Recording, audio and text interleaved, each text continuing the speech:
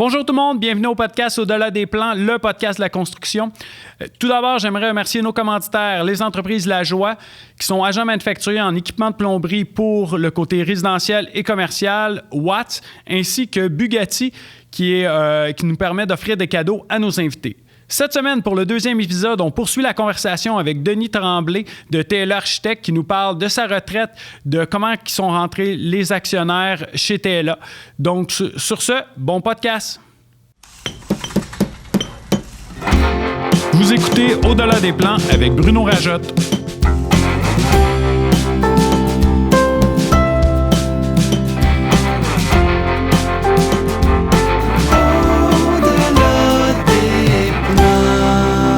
Le podcast de la construction. Fait que cette semaine, Denis, en fait, on poursuit l'entrevue de l'épisode 1. En fait, c'est la même entrevue, mais on continue. On parlait des brands que tu as créés. Tu as parti de TLA Architectes, puis là, après ça, tu es arrivé avec... lequel qui est arrivé à TLA Graph? En même temps. TLA Graph puis TLA DI, Design d'intérieur, sont arrivés en même temps. Donc, okay. On a décidé, ça a été une grosse année d'implantation, puis ça a coïncidé avec notre 15e anniversaire. Donc, à peu près notre 15e anniversaire. Là. Parce que nous, on le fait, évidemment, je parlais d'événementiel, on le fait par étapes. Là, donc, notre 15e a été fêté, notre 20e a été fêté, et là, on prépare l'année prochaine notre 25e. OK. Toujours au mois de novembre. Toujours à peu près la même date. Probablement que c'est dans le ciel à quelque part qu'il faut faire ça. Là. Mais il reste que le 15e, on l'a fêté à la TOU. Donc, quand même un grand événement avec un humoriste, c'était Guy Nantel dans le temps. Le 20e, ça a été Philippe Bande à la TOU, encore une fois. Donc, on essaie de faire des événements qui sont assez rassembleurs, puis on le met aussi sous l'angle de... j'ai pas le mot, là. Les relations entre les entrepreneurs. Ouais. Là. Donc, pour faire un peu de réseautage pour que les gens puissent on en profite en même temps parce que déjà c'est notre karma à nous. Tu as probablement passé par là. Tu passes peut-être encore par là d'être obligé d'aller dans des soirées puis prendre ton temps de téléséries pour aller réseauter. C'est pas intéressant pour tout le monde, surtout les jeunes familles et ainsi de suite. Là. Donc, ce qui fait qu'on essaie de mettre ça le plus intéressant possible, que ce soit le plus fun en même temps. Là. Ouais, ben moi, j'ai réglé cette situation-là. À toutes les fois qu'il y en a qui me disent « Ah, je suis obligé d'aller dans un 5 à 7. » Puis moi, je disais « Non, va là, puis fais... » Tu prendrais peut-être une bière ou tu irais peut-être jaser avec des amis. Bien, va voir tes amis. OK, la première fois que tu vas aller dans un 5 à 7, réseautage, tu vas peut-être connaître 1, 2, 3 personnes. Puis éventuellement, tu vas arriver, puis c'est quasiment t'es attendu dans le 5 à 7 parce que t'es rassembleur. Puis aujourd'hui, moi, tu vois, les événements que j'essaie de voir, c'est les événements que je connais le moins de personnes. Parce que souvent, j'ai cette discussion-là avec des personnes en disant « Hey, maintenant, viens, tu resteras avec moi. » Mais là, le problème, c'est que la personne, à chaque meeting, elle reste avec moi. Fait que là, on arrive 10e, 11e, 5 à 7 pour cet événement-là. Et les gens viennent toujours. Fait que là, je l'essaie de présenter d'autres personnes pour me donner l'opportunité d'aller rencontrer d'autres gens. Puis je trouve ça intéressant, moi, parce qu'on grossit le réseau d'affaires. Quand on parlait de qui peut devenir associé, qui est entrepreneur, c'est un premier indice. Là. Si la personne ne veut pas faire des développements, ne veut pas se faire connaître, ne veut pas promouvoir ton entreprise, tu vas être un bon architecte, un bon employé, mais tu ne seras jamais en actionnariat ou associé dans un cabinet. Là. Donc, je pense déjà ça, c'est un bon signe. Même chose pour les déjeuners d'affaires. Les gens qui ne se donnent pas la peine d'aller dans des déjeuners d'affaires. Moi, j'ai participé à plusieurs déjeuners d'affaires. On a parti à un réseau... exact, le réseau Parc. J'ai commencé avec le PARS sur la Rive-Sud. Moi, je ne suis pas de la Rive-Sud du tout. Là. Donc, j'allais déjeuner avec eux. Puis, à un moment donné, j'ai levé la main à la présidente. J'ai dit, regarde, on devrait partir un réseau plus large. Donc, on a mis des TLA un peu partout. On a fondé le Parc, donc le partenaire en construction. Puis, on l'a ouvert un peu partout. Donc, c'est ça, être entrepreneur. C'est ça, avoir une vision de où est-ce qu'on peut aller. Mais c'est pas tous les gens qui peuvent avoir ça. Donc, c'est soit que tu t'inspires et tu copies éventuellement ou tu restes un bon associé quiet. Là, ça arrive. Oui, bien, tu sais, veux pas, tantôt, tu as parlé avec Stéphane Lécuyer, comme quoi que... Tantôt, tu faisais la semaine passée. Ah oui, la semaine passée. C'est bon. Exact, la semaine dernière. Non, mais tu disais comme quoi que vous étiez très complémentaires. Moi, ce que je vois souvent dans des bureaux d'architectes, ingénieurs, même côté entrepreneur, en plomberie, ventilation, il y a souvent les gars de PR. Mais les meilleurs bureaux, c'est quand tout le monde met l'épaule à la roue puis qu'on réussit à développer des relations parce que on en a parlé un petit peu. Des fois, on dit faut agir comme un comédien avec une personne. C'est certain que je connais pas personne dans le milieu qui s'entend bien avec 100% des gens. Fait que si tous les associés ou toutes les personnes qui ont affaire à la business vont sur place, ben, tu as plus de chances de créer des liens avec une personne parce que les caractères peuvent être différents. T'sais. Oui, c'est exactement ça. Là. Même entre les associés. Nous, on est quand même maintenant 6, si j'exclus Stéphane qui est en Floride. Donc, on est 6 associés. C'est pas le grand amour entre chaque associé. Sauf que je leur dis souvent, le respect. Encore là, je reviens à ce que j'ai déjà dit. Le respect. Respectez ce que votre associé fait ou ce qu'il est capable de faire ou ce qu'il va apporter à l'entreprise. Parce qu'en plus, c'est tous des âges qui sont différents. Donc, ça part de 35 à 55. Donc, en plus, il y a des strates de 20 ans de différence entre les gens. Donc, accepte ça aussi, là, que tu peux ne pas être au même niveau que tout le monde. Donc, ça demande une grande force de caractère et une grande maturité au niveau de l'association pour être capable de passer au travers de ça.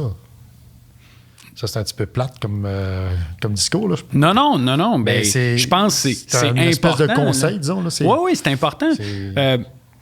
J'ai été entrepreneur. J'ai eu des associés, je suis entrepreneur et j'ai d'autres business. Puis moi, je me suis rendu compte que des fois, les conversations, un peu comme qu'est-ce que tu expliques avec les autres associés, ben on peut pas tous s'entendre 100% sur le même sujet, puis que ça soit comme l'histoire d'amour. Là. Des fois, on dit, tu es dans un couple, tout le monde veut vivre les 9 premiers mois à longueur d'année, mais tu peux pas faire ça. Là. À un moment donné, il y a une routine qui s'installe, puis je le sais qu'on n'aime pas, comme entrepreneur, les routines, parce que quand tu es bien dans dans tes pantoufles, tu veux en sortir là, pour créer d'autres choses, parce que quand tu es bien, ça veut dire tu es stable. Puis comme entrepreneur, la dernière chose que tu veux, c'est stable. Puis ça, je pense, tu es directement sur ce profil-là. Là. C'est gérer de la croissance. Puis là, c'est souvent des mots qu'on répète, là, mais on a géré de la décroissance. Ça affecte autrement, parce que c'est très humain. Ça rassure au niveau de continuer à être rentable. Mais gérer de la croissance, c'est un défi épouvantable. Parce que là, ça va chercher chacun des individus qui n'ont peut-être pas autant de temps à mettre dans une entreprise que moi, dans ma situation, que je suis rendu à l'âge que j'ai, puis les enfants sont partis. Là. Donc, il y a tout ça. Quand je parlais de 20 ans de différence, c'est quasiment du conflit générationnel, là, parce que moi, je suis capable de le faire, toi, tu n'es pas capable. Puis là, l'entreprise a perd de la croissance. Puis moi, je suis toujours en train en plus de faire des trous puis mettre les semences le plus profond possible, j'arrose à longueur de journée. Là. Donc, à un moment donné, le jardin, là, il vient qui est plein. Puis je leur dis, regardez, il faut toujours arroser puis entretenir ce jardin-là parce qu'à un moment donné, quand l'ouvrage descend ou que les projets disparaissent ou que la pandémie affecte certains de nos projets, bien là, il faut prendre une décision sur l'équipe qui est en arrière. On gère 60 familles. Donc, tu es responsable de 60 familles. Tu n'es plus juste responsable de ta famille ou de ton couple. Donc, c'est quand même des décisions qui sont à prendre, des grosses responsabilités, comme tu viens de dire. Oui, puis surtout, de votre côté, que peu importe l'événement, j'ai vu durant la pandémie que les personnes étaient à la maison, puis là, vous commandiez de la pizza, mais c'était pas un Bambino à 8 pouces, là, c'était commander la pizza que vous voulez pour la famille. Tu sais, c'était... Ça rejoint un peu ce que je disais tantôt au niveau de l'événementiel, que les gens se sentent dans un club social, là, dans le sens qu'on ne vous laissera pas tomber. La pandémie, ça a été quand même quelque chose de dur à gérer, justement pour la question de télétravail puis la motivation. En gros, il y a peut-être 10 il y a peut-être de 6 à 10 employés qui veulent rester en télétravail, mais tout le monde veut revenir au bureau. Tout le monde veut revenir dans un milieu qui est sécuritaire, qui est sécurisé, puis qui est surveillé. Donc, c'est notre cas. Nous, on a beaucoup investi là-dedans. On a même formé un programme qui s'appelle Télémousse. Donc, c'est partout dans le bureau. On se lave les mains, il y a de la distanciation. J'ai jamais vu tant de plastique que ça dans toute ma vie. Je sais pas qu'est-ce qu'on fait avec tous ces plastiques-là quand ça va être terminé, là. Mais il y a du plastique partout. Il y a des règles. Donc, tout ça fait que ça a été très difficile de ramener les gens aussi. Parce qu'on était pas un an, mais on était 40 quelques jours, une vraie quarantaine, là, donc en pandémie.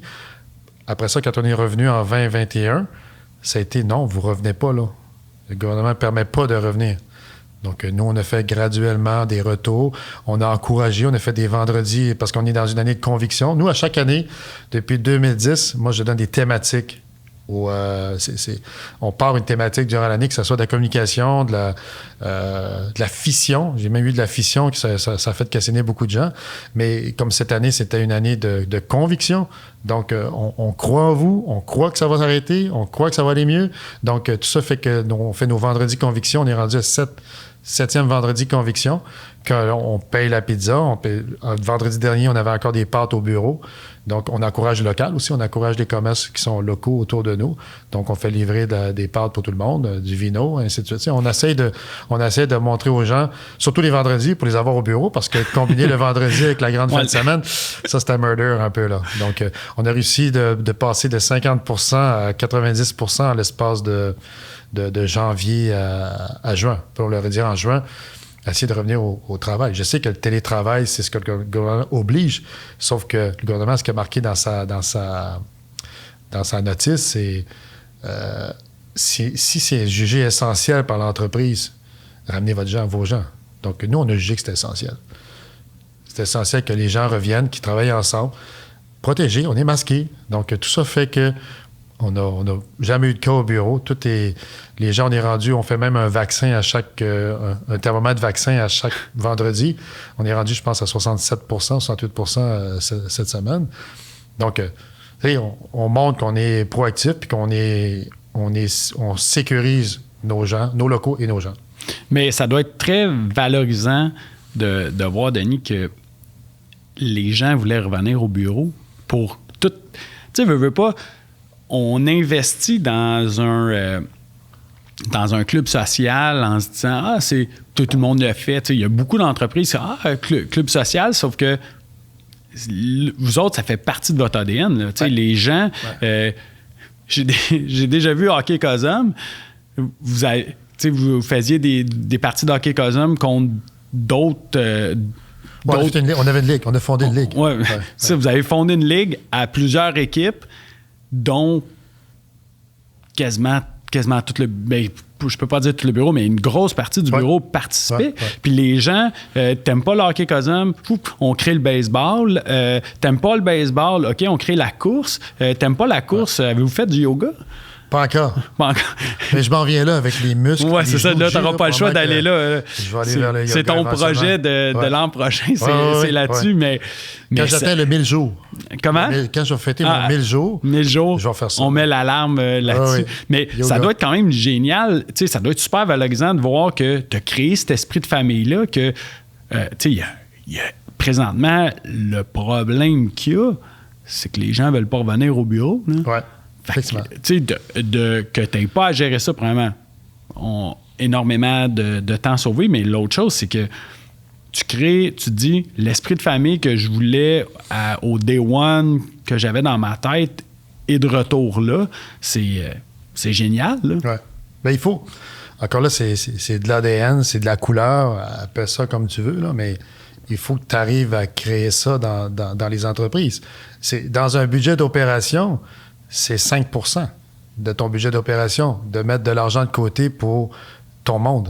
C'est quoi 5% d'un budget d'opération? On ne parle pas de la profitabilité, là, on parle de budget d'opération. Mais là, dans tes chiffres, moi, je suis un gars de chiffres en passant. J'en ai des chiffres, là, j'en mange encore à tous les jours. Là.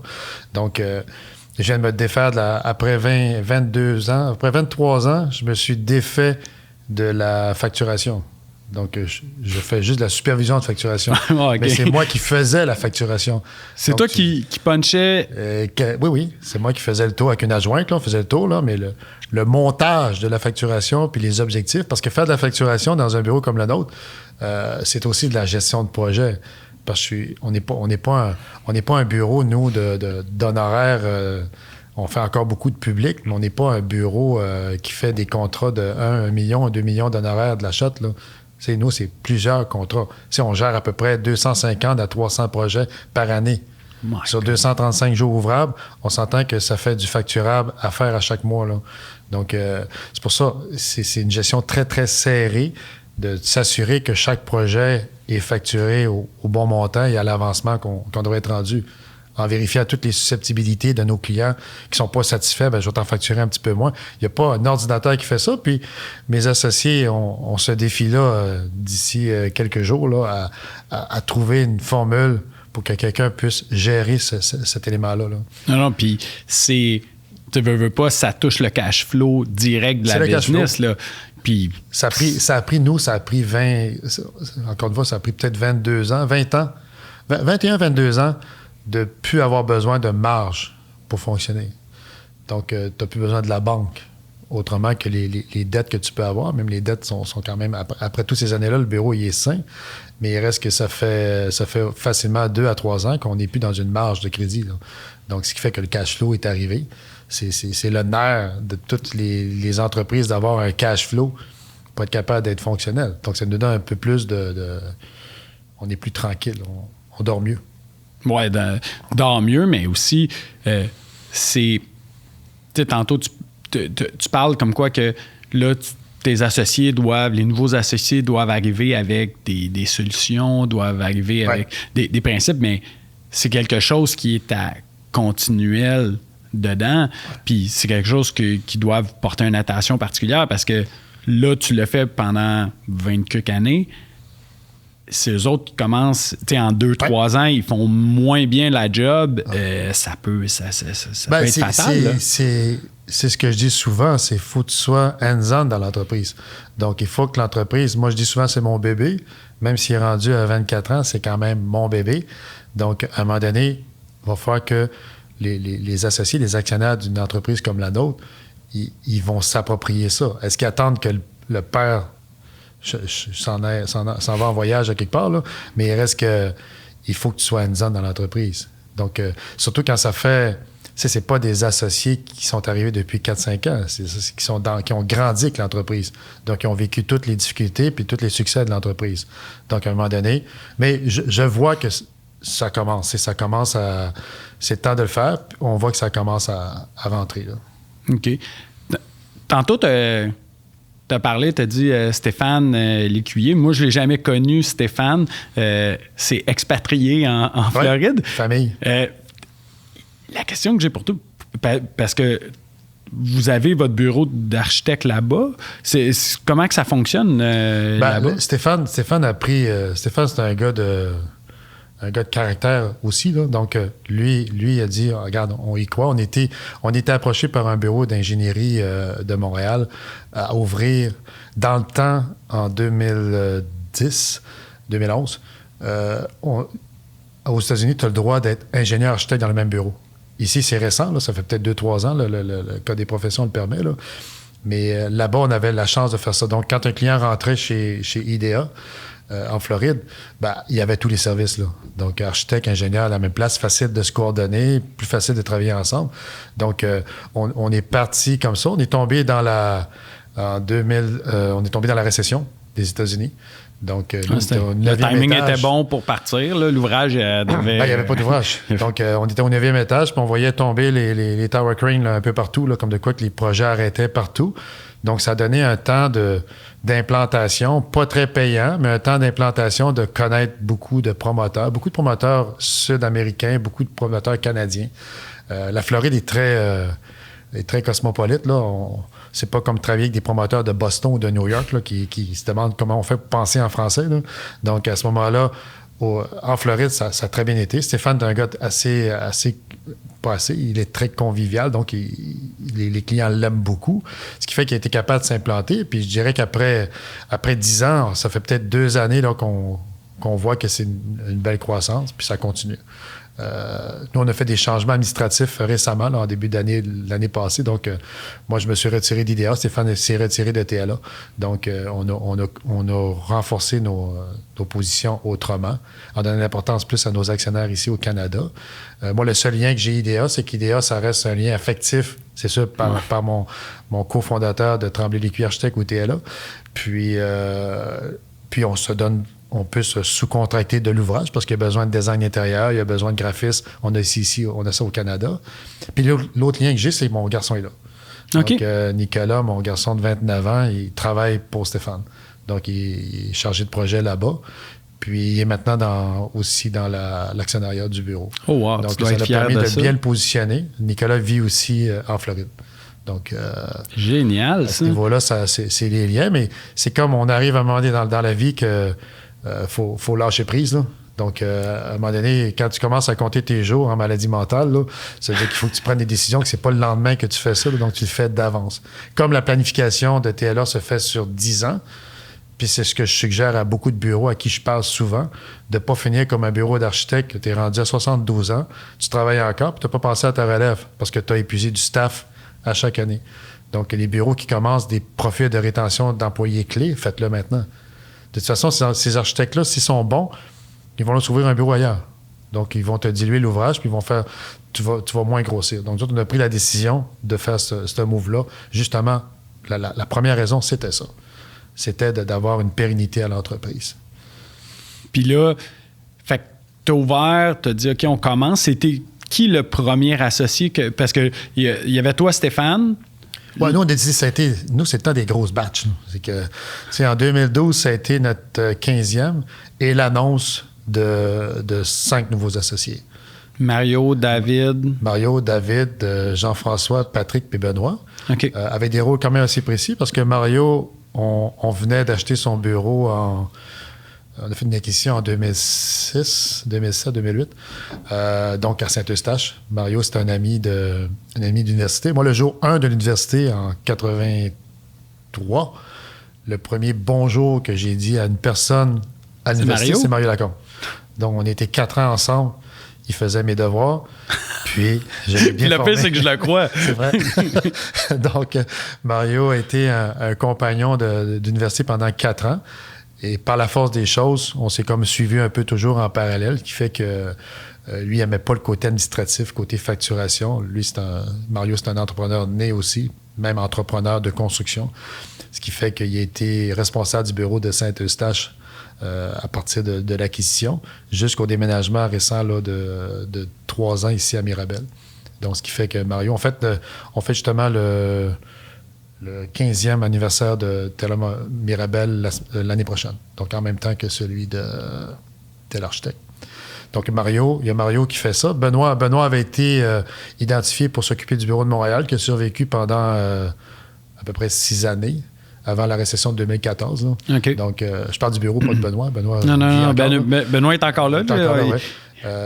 Tandis que les autres ont tous un peu leur spécialité. Patrick est devenu un peu je ne vais pas dire mon dauphin, là, mais c'est lui que j'ai suivi peut-être pendant 2 années de temps. Patrick, c'est celui qui est au bureau depuis 21 ans.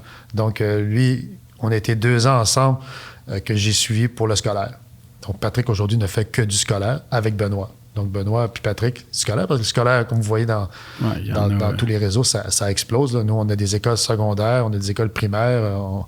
Ça sort de tout bord, tout côté, les écoles. Là. Donc, on a de l'ouvrage pour les 10 années à venir. Là. Tandis que David Barrette, David, il ne veut pas entendre ça, mais c'est notre gars de code.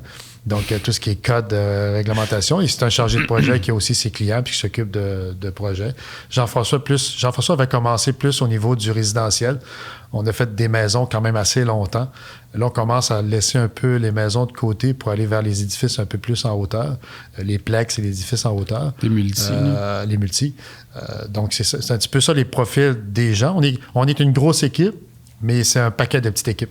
Donc, on est un petit peu décentralisé, malgré que l'atelier est toute commune, qu'on s'entraide en staff, mais il reste que c'est quand même un peu décentralisé au niveau des champs d'action de tous les associés. Récemment, en 2000, ça fait 6 ans, 2013, nous, on a fait le virage Revit, donc 3D. Donc, pour faire ce virage-là, ça nous prend un architecte coordonnateur BIM. Donc, c'est quelqu'un qui a été formé là-dedans. On était chercher Maxime Patnaud, qui est notre plus jeune associé. Donc, lui, il a pris 16 mois pour faire le virage avec l'équipe. Ça veut dire que changer les ordinateurs, c'est changer les écrans, changer le serveur, puis former tous les gens. Parce que c'est toute une question de capacité. On dessine des maquettes. On construit des maquettes. Donc, ça fait que c'est plus lourd que de l'AutoCAD, là, comme on avait anciennement. Là. Donc, Maxime, par les soirs, on a formé tout notre staff pendant 16 mois de temps. Puis nous, on a fait le virage complètement Revit en 16 mois, comme je viens de dire. Là. Fait que là, vous ne touchez plus à AutoCAD, AutoCAD, tout est Revit? Des fois, pour des projets en 2D, en réno, en agrandissement, en relevé, en toiture. C'est sûr qu'on ne fait pas des dessins 3D pour les toitures, mais tous les gens sont à 2 écrans puis ils dessinent Revit. Donc ça a été un gros virage. Puis Maxime a été associé. Nous, on a des règles, évidemment, au niveau de l'actionnariat puis de l'association. Ça prend minimalement 5 ans. Puis une bonne tête, là. Mais quand tu as les deux, ben, tu peux être... Tu peux demander à être associé, finalement. Donc, Maxime est rentré dans l'actionnariat depuis 1 an, maintenant. OK. Petite question pour toi. Comment ça se passe? Tantôt, tu mentionnais que si la personne, tu le vois, le profil est là, le gars amène de l'eau au moulin, comme j'aime bien le dire. Comment vous l'approchez? Comment? C'est-tu la personne qui l'approche? Parce que je vois une nouvelle génération qui s'en vient, des bureaux, on en a parlé un petit peu, des bureaux qui s'en viennent, et je suis pas mal sûr que il y a plein de personnes 30, 25, 30, 35 ans qui vont vouloir aller comme associés. C'est quoi votre processus peut-être pour... si c'est pas de la rétention d'employés clés, comme les gens qui sont au bureau depuis 15-20 ans, puis c'est quelqu'un de l'externe qui arrive. Dans le cas qui nous préoccupe, nous autres, c'est la personne qui avait encore une fois une bonne tête, des yeux pétillants, puis qui dit « By the way, moi, ça fait 2 ans que je suis dans un autre bureau, puis on ne m'a pas encore associé. Donc, moi, si je rentre chez vous, je vais être associé. » Donc, pendant le processus de 5 ans, si on n'a pas parlé toutes les semaines, on n'a pas parlé du tout, là. Donc, lui, il était vraiment dans un cadre, dans un mode d'être associé. Donc, pour tous les jeunes architectes qui ont vraiment du potentiel, quand tu arrives dans un bureau, lève la main, là, y a-t-il de la possibilité d'être associé? Si la personne a dit non, il n'y a pas de possibilité, ça dépend de toi. Si ta carrière, c'est ça. Nous, on a toujours promu chez nous, vous venez faire carrière chez nous. Les gens qui veulent faire du one-shot deal ou faire des coups de circuit, là, fais-le, tu vas le faire dans un autre bureau. Sauf que dans l'autre bureau, tu vas aller dans un autre bureau après. Puis dans un autre bureau, tu vas aller dans un autre bureau après. Donc, à un moment donné, si tu veux faire carrière, suis le processus. Nous, on a travaillé fort pour monter une fourchette salariale en respect, en justesse, puis en justice pour tout le monde. On ne défera pas cette fourchette salariale-là, à moins d'avoir des fonctions ou d'autres qualités qui fait que tu peux gagner plus cher que quelqu'un qui a le même âge que toi. Donc, c'est une question de responsabilité. Maxime, entre autres, quand il est arrivé, il a levé la main tout de suite. Y a-tu de la place pour moi? Oui, il y a de la place pour toi. Donc, le processus s'est fait graduellement. Donc, il n'y a pas de menace pour les autres actionnaires, les autres associés, parce qu'il y a un processus de 5 ans. Donc, quelqu'un qui veut se présenter maintenant, il va faire ses classes pendant 5 ans avant d'être actionnaire chez nous, en tout cas, dans notre entreprise. C'est un modèle qu'on a décidé, qui est quand même un modèle qui est assez juste. Quelqu'un qui veut résister à tous nous autres pendant 5 ans, il peut être associé. Oui, puis en même temps, c'est un beau processus, un peu comme une nouvelle blonde, tu t'achètes pas une maison 3 jours après que tu l'aies rencontrée. Tu as un peu ce processus-là de bien connaître la personne, s'assurer que les valeurs suivent, parce que les valeurs, le côté familial, tu sais, peut-être que je me trompe, mais il me semble qu'à tous les événements, tous les associés sont là. Oui. Puis c'est comme, je crois pas que tout le monde... Je crois pas que tu forces tout le monde à être là. Je suis pas mal... OK. C'est sûr, tu sais, je me mets... tu viens d'avoir un bébé, t'es brûlé, tu fais du 60 heures par semaine, mais à l'intérieur, il y a peut-être certaines occasions qui aimeraient ça skipper, mais ils sont quand même là. Ils sont là, puis si je me mets à leur place, moi je l'appelle encore des jeunes, il faut que tu sois là. C'est ton équipe, c'est ta gang. Tu veux te faire accepter comme un patron. Donc, à un moment donné, il ne faut pas que tu sois sur la plage avec ton cornet en train de crier aux gens de ramer. Il faut que tu sois avec ton cornet dans le bateau en train de crier pour ramer. Oui. Tu rames pas, là, parce que t'es patron, là. Ouais. Mais tu les fais ramer. Tu les fais ramer pas de la plage. T'embarques dans le bateau au moins. Minimalement, t'embarques dans le bateau. Là. En plus, je sais que tu dis ça. Tu rames pas, puis tous tes gars rament, toute la gang rame. Ça fait partie de vous autres, en fait. C'est pour détendre l'atmosphère que j'ai dit ça. Pas, Mais il reste que je leur dis souvent, ça leur appartient, tout ça. Parce que, comme je disais tout à l'heure, c'est décentralisé. Donc, si les personnes du scolaire, qui est peut-être, je sais pas, mais il y a peut-être une quinzaine de personnes dans le scolaire, le reste, 45 personnes, c'est du privé. Si tu vois pas les patrons, tu vois pas les projets qui se font. Moi, je me promène encore dans l'atelier, puis tu sais comment je suis dans un atelier, je suis fatigant aussi, là. Moi, je me promène encore dans l'atelier pour aller voir chacun des projets. Je fais encore de la supervision de facturation, donc je suis au courant de chacun des projets. Je fais encore ma tournée de bonbons à 2h30, 3h dans l'atelier à tout le monde. T'en donnes donc, encore des bonbons. Des chocolats, n'importe quoi. Donc, c'est juste d'agir. Puis je me force pas de le faire. J'ai hâte de le faire à chaque fois, là. Donc, c'est d'agir en patron. En patron, mais je dis patron, mais je devrais dire leader, là, pour être à tendance, là. Mais parce qu'on n'est plus patron. Moi, des associés qui mettent encore leur gros chapeau de patron, ils se le font enlever rapidement, là. C'est pas ça que tu dois faire, là. Non, surtout la génération d'aujourd'hui, tu peux pas faire ça, là. Faut que tu les embarques avec toi. Faut que tu les attires. Voulez-vous rester travailler ce soir? C'est bon, encore la pizza. On sort une petite bière. Tu sais, c'est sûr que c'est tout des petits incitatifs qui fait que les gens sont considérés comme, encore une fois, comme dans une famille. C'est un petit peu ça qui est le principe, là. Ben, ils n'ont pas l'impression de pousser tout seul dans le même sens. T'sais. Tout le monde reste. Puis je suis pas mal sûr que quand les gens restent, puis ils voient des associés, ils comprennent que vous êtes là, puis que vous allez supporter. Puis si jamais ils partent, vous autres, vous allez rester, là. Tu sais, c'est ancré dans vos gènes. Ouais. Tantôt, tu parlais de la retraite. Oui. À quel moment t'as fait... Ouais, là, on arrête ça. C'était quoi ton plan de match dans ça? Ben, écoutez, c'est pas une retraite comme un retrait. Ouais. Parce que ouais, une retraite, techniquement, tu fais autre chose. Exact. Mais encore une fois, autant que tu as posé la question en partant de Chicoutimi, puis tu t'en vas à Montréal, vers quoi tu t'en vas?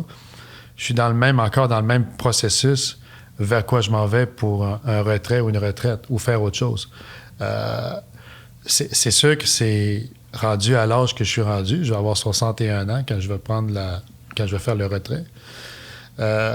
Ça devient, c'est pécunier, tout simplement. Si on se parle des vraies affaires, là, c'est pécunier, c'est de la vente d'actions. Donc, vous voulez être propriétaire de la business à 20% chaque, vous êtes 5. Donc, achetez, simplement. Donc, avez-vous la capacité de payer? Ça, c'est autre chose. Mais il reste que l'annonce est connue. Sous quelle forme qu'elle va se prendre? Je ne sais pas encore. Est-ce que c'est parce que moi, j'ai des clients? Moi, je suis encore un architecte, là. Moi, je dessine. Moi, je dessine à la main, là. Je dessinais encore un matin avant de m'en venir ici, là. Donc, je dessine encore des projets. J'ai encore des clients. Mon rôle, présentement, est un petit peu différent parce que tous les clients qui m'appellent encore, j'essaie de les partager avec mes plus jeunes associés, 2 ou 3 jeunes associés, pour que ces clients-là les aiment, puis que ça continue pour 7, 8, 10 ans après moi ou suivant mon retrait, peu importe. Donc, ça veut dire que il y a une façon de faire qui fait que je suis un petit peu dans l'inconnu. Tout ce que je veux pas, c'est d'être encore à la PDG, là. Je ne vais pas être encore PDG d'une entreprise jusqu'à 70 ans. J'en ai vu des architectes là, à 70 ans avoir encore le bureau, mais c'était peut-être même pas des entrepreneurs, c'était encore l'architecte qui est un passionné, c'est un créateur, puis il peut mourir sur sa table à dessin, là, ou devant son clavier, là, une table à dessin, là. Mais il reste que c'est pas, il n'y a pas beaucoup de bureaux d'architectes que c'est. Il y en a, mais c'est pas la généralité des bureaux d'architectes qui sont des entrepreneurs. Il y a peut-être 3500 architectes au Québec. Il y a beaucoup de bureaux de 3, 4, 5 personnes, beaucoup de pigistes, mais des entreprises en architecture, il y en a peut-être 25, 50 peut-être. Quand je parle entre 50 et 200, nous, on figurait à peu près, de mémoire, là, on était à peu près 18e en grosseur puis en pouvoir d'attraction de clients. Là. On était 18e au Québec. C'est quand même pas si mal pour une entreprise de Laval dans le 450. Là.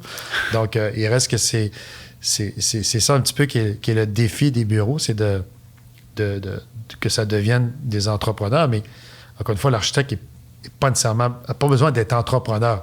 Donc, moi, je ne voulais pas me voir encore à 75 ans venir au bureau, un petit peu plié, là, puis dire, regarde, là, je viens faire ma tournée, puis passer mes chocolats en après-midi. Là. Je pense qu'à 61 ans, ça va faire au-dessus de 35 ans, 36 ans que je fais ça. Regarde, à un moment donné, je peux-tu faire autre chose? Je peux aider encore. Je peux encore sponsor, je peux encore être président de TLA. Je ne sais pas la forme que ça va prendre. Donc, oui, est-ce que je vais rester en démarchage? Est-ce que ça va m'intéresser? Est-ce que je vais voyager? Moi, ma vie, ça a été ça. Ma vie, ça a été TLA. Donc, depuis 1983, quand j'ai sorti quand je suis rentré à l'université, jusqu'à aujourd'hui, l'architecture, c'est moi, là. Donc, je suis de l'architecture, là. Donc, à un moment donné, je vais-tu faire autre chose? Peut-être pas, mais peut-être que oui aussi, là. Mais j'ai pas de plan. Le seul plan que j'ai, c'est un plan qui est financier. OK. Regarde, 61 ans, on débatte, on vous donne la chance, vous autres, de faire la même chose. Pour que pendant 5, 6, 10 ans, que vous pensiez, vous autres aussi, à faire de la rétention, puis que TLA continue. Encore une fois, la pérennité. La pérennité, pour moi, c'était important. Oui, c'est ça. C'est que, un peu comme, moi, j'appelle, tu sais, il y en a qui sont entrepreneurs. Bien, en fait, il y en a que j'appelle, c'est des propriétaires d'entreprise, puis il y en a d'autres qui sont entrepreneurs. Entrepreneur, tu te lèves le matin, tu as une idée, tu travailles, tu cogites, c'est 24 sur 24, tu continues à travailler là-dedans. Tu sais, un peu comme quand tu me dis, quand je t'ai appelé pour l'invitation, que tu me dis « Ah ouais, by the way, là, comment avait été la COVID? » Puis là, tu me dis « Ah ouais, j'ai acheté un fleuriste. » Là, je t'ai fait « T'as acheté un fleuriste? »« Ah ouais. Le fleuriste en bas du bureau, là. » OK, de où c'est venu cette idée-là, fleuriste? Je sais que... Encore là, je t'ai embêté de répondre, là, parce que c'est... Moi, j'étais un acheteux. Donc, c'était déjà mon fleuriste depuis une vingtaine d'années. Puis, je connaissais des gens, dont un associé que j'ai, qui n'avait pas nécessairement un travail stable ou peu importe. Regarde, ça te tente-tu? Moi, je suis le silencieux. Mais depuis que je suis silencieux, je fais des livraisons. Là. C'est à un moment donné, là, regarde, on s'investit. Je veux pas non plus sortir le discours de mécène ou peu importe, mais il reste que dans ma nature, je dis souvent que je mourrai pas riche. Bon, vivre riche, mais je mourrai pas riche. Donc, ça veut dire que... Il restera ce qui restera. Ça va rouler. Ça va rouler. Est-ce que dans 3 ans, je l'ai encore? Peut-être pas. Est-ce que j'ai autre chose? Peut-être que oui. Mais je ne sais pas, j'ai pas de plan précis. C'est peut-être ça qui est un petit peu une forme de motivation de t'en aller vers, c'est pas l'inconnu, mais il n'y a pas un grand risque quand tu sais que tu as du potentiel. Tu sais comment ça fonctionne au niveau des réseaux d'affaires. Ouais. Juste les réseaux d'affaires. Et que je suis sûr, si je lève la main, demain matin, tu as quelqu'un qui va vouloir m'avoir pour faire d'autres choses. Mais je ne sais pas. Si jamais tu n'as rien à faire, on est à la recherche de quelqu'un chez La Joie qui pourrait m'aider dans le développement des affaires. Regarde, on verra. Mais il y a aussi ici c'est sûr que la pandémie qui n'est pas encore terminée, tout ça fait que moi j'aime découvrir, j'aime voyager. C'est sûr qu'éventuellement, peut-être que la découverte du monde, là, c'est peut-être quelque chose qui pourrait m'intéresser. Là. Si j'ai mes enfants, si je vais aider mes enfants, c'est tout ça fait que, regarde, je ne veux pas dire que c'est de l'improvisation, mais ça le frise un peu, là. OK. Puis là, tu parles de tes enfants, ton gars associé chez IDEA en Floride. Je pensais que tu n'avais rien qu'un enfant. Non, ma fille qui est Camille, elle a 26. Peut-être un petit peu pas je mal. En tout cas, elle a à peu près ça. Elle a 2 ans de différence. Donc okay. 26. Non, 27. C'est ça, c'est 27. Elle est travailleuse autonome. Donc, okay. Dans le milieu de la construction? Non, elle est styliste. OK. Et oui. Ça paraît pas OK, sur mon OK, linge. là. OK. C'est pas elle qui a choisi mon linge, là, OK. parce qu'elle veut m'amener magasiner, chez, je sais pas trop qui, au centre-ville, là, que ça coûte le prix de ma garde-robe pour une habit. Là. Mais peu importe. Camille, elle est travailleur autonome. Elle a hérité un peu du côté entrepreneur, là, donc elle a parti sa propre business, là, dont elle va habiller certains comédiens, dont Mitsu. C'est la styliste de Mitsu et de d'autres comédiens. Donc, elle est plus du côté travailleur autonome. Donc, tandis que Nicolas, lui, est plus technique, très, très technique, là, plus cartésien, de monter des projets. Là. La gestion de projet. Ça doit être quand même une super fierté. Tu sais, comme entrepreneur, on veut jamais forcer nos enfants à devenir... Tu veux dire, ils sont fiers de moi? Non, ben, OK, tu parles de l'inverse. Oui, que toi, tu es fier d'eux. Okay. Mais tu sais, tu veux jamais forcer tes enfants à devenir entrepreneurs, mais on a tous... Je suis entrepreneur de nature, ouais. C'est sûr. Puis là, mes enfants sont jeunes, 8 puis 5 ans, puis... dès que je vois un petit profil se dessiner d'entrepreneur, je les encourage là-dedans. Là, là, présentement, ils vendent de la limonade, c'est à 40e Avenue, là, mais dès que je vois qu'il y a une petite graine, fait que de ton côté, ça doit être... Ils ont-tu la machine Interact? Non, mais... Interact, là, non, ils prennent rien que du cash. Là, je leur ai expliqué pourquoi le cash, mais ça doit être quand même une fierté pour toi d'embarquer là-dedans. On n'est pas... C'est sûr qu'on n'est pas... c'est pas nous qui décidons qu'est-ce que nos enfants vont faire. Mais si on est des... Pas dire des modèles, là, mais si on est du moins une inspiration, ben tant mieux, parce qu'ils m'ont vu aller, ils m'ont vu croître, ils ont vu qu'est-ce qu'on est capable de faire. Puis c'est sûr que papa reste là, donc c'est sûr que ça aide, c'est rassurant de pouvoir se river le nez et être capable de mettre un band-aid par-dessus. Là. Ouais. Donc à ce moment-là, ouais, c'est rassurant de voir tes enfants qui prennent une avenue qui est de l'avenir pour eux. Là. Si on regarde... Là, je te pose des questions comme de fin de carrière. Là. Ben oui, c'est ça.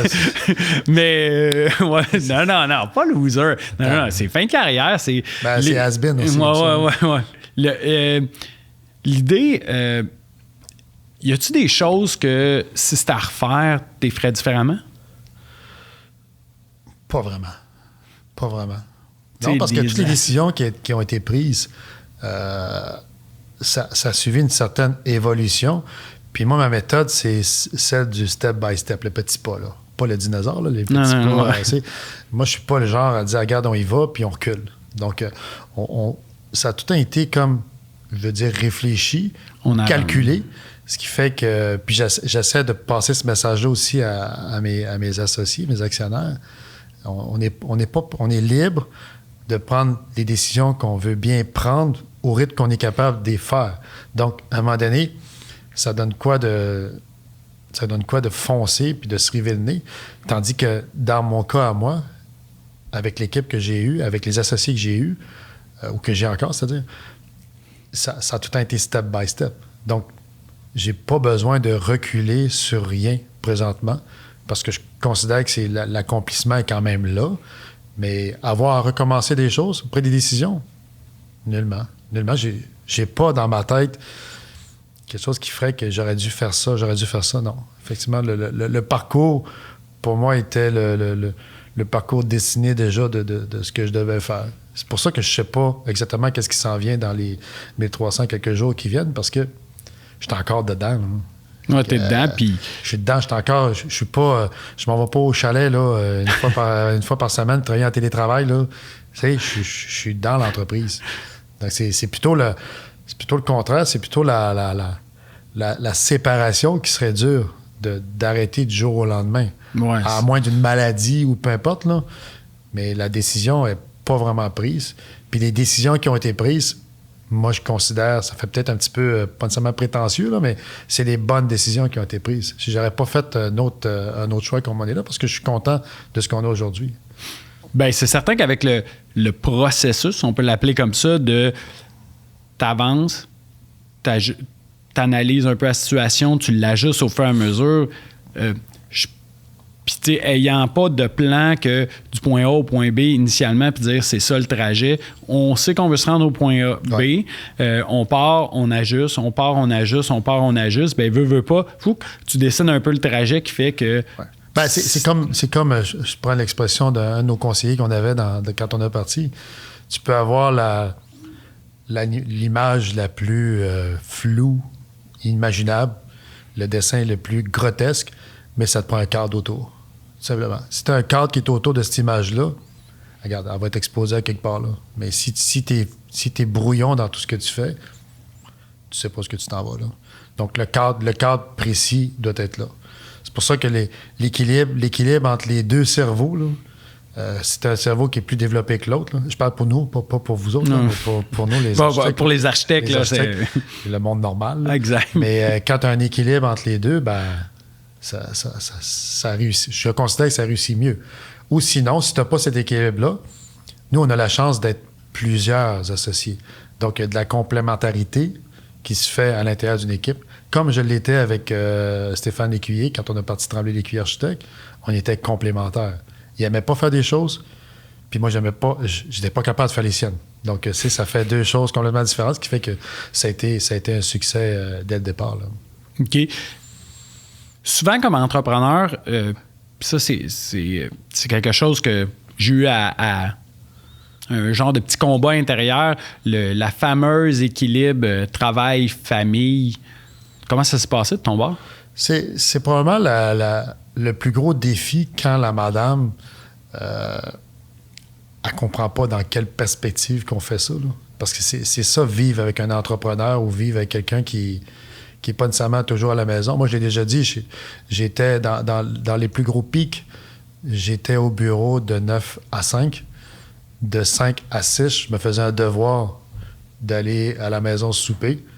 Puis, à 6 heures, j'en venais faire un autre chiffre. Quand ça est bien compris, puis le cadre est précis, regarde, il y a un arrangement qui peut se faire.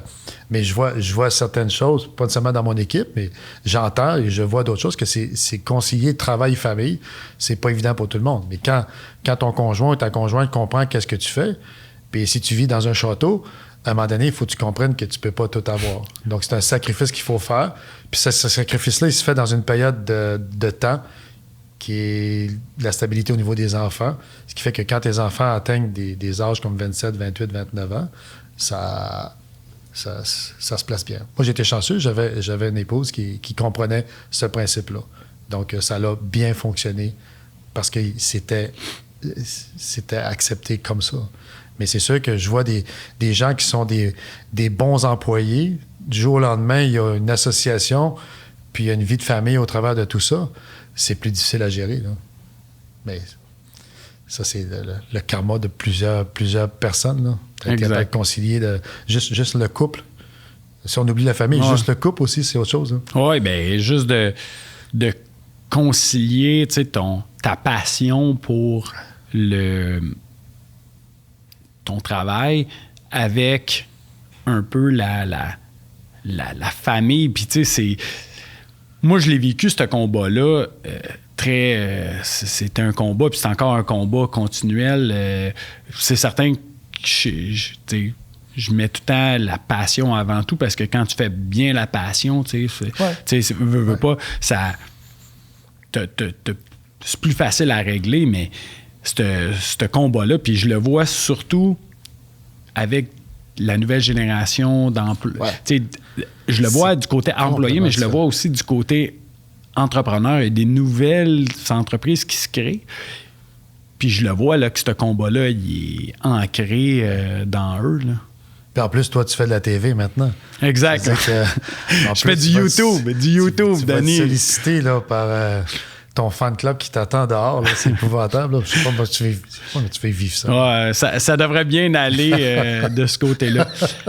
Denis, je voulais juste te dire un gros merci. J'ai énormément apprécié notre rencontre. T'es un gars passionnant qui vit de passion. Merci. Ton entreprise était là. C'est incroyable. Si jamais tu veux plugger, je sais que vous aviez à peu près 18 au website. T'es l'architecte. T'es l'architecte. Ouais, je pense à partir de là. On sort d'un premier, ça a coûté cher. Là, on sort tout le temps d'un premier. C'est comme ça, hein, t'as investi à la bonne place. Laval, tout ce qui fait architecte, on sort les premiers. Donc, puis on est les premiers. Oh, donc, il ne faut pas se le cacher. Là. Exact. Merci beaucoup. Merci énormément.